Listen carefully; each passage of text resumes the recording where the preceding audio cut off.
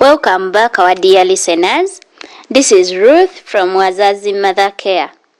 Episode 1 on fertility awareness, and this is podcast 2.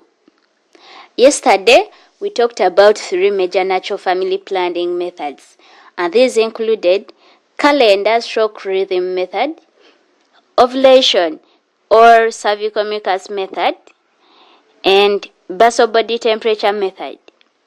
Today, we shall talk more in details how to use these methods. Let's dig in. The main purpose of fertility awareness is to become familiar with your menstrual cycle and beginning to chart your fertility pattern using a calendar or even your smartphone apps. Personally, I recommend Pit Tracker app as it is one easy and comfortable to use.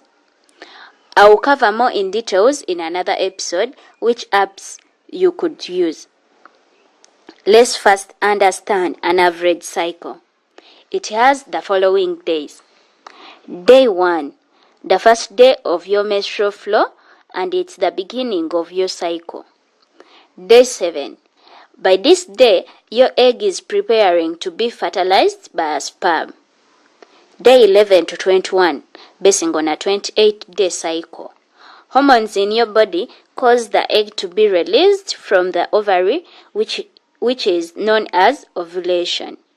This egg travels through the fallopian tubes towards the uterus, and it's only available to be fertilized for 12 to 24 hours during this window. If the sperm penetrates the egg, the fertilized egg will attach to the lining of the uterus and begin to grow.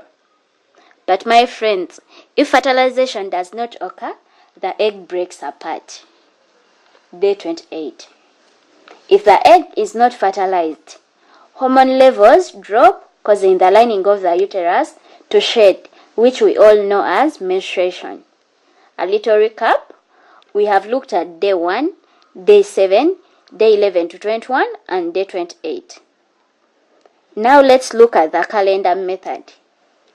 In this method, tracking your menstrual cycle helps to estimate your fertile time. So in order to track your menstrual cycle and identify your expected window of ovulation, you shall follow the steps below. Step 1. Plan on tracking your menstrual cycle for 8 to 12 months. Step 2. Day 1 will be the day you start the menstruation. Step 3. Pick the longest and the shortest of the cycle from your monthly tracking. Step 4. The first day of your fertility window is determined by subtracting 18 days from the length of your shortest cycle. For example, if my shortest cycle was 26 days, subtract 18 and you get 8. So my first fertile day is on the 8th day of my cycle. Step 5. The last fertile day is determined by subtracting 11 days from the length of your longest cycle. For my case, if 32 days was my longest cycle, subtract 11 to give you 21. Thus, the last day of my fertility period is on the 21st day of my cycle. If you want to get pregnant, from 8th to 21st day, it's your fertility window and it's the most appropriate time.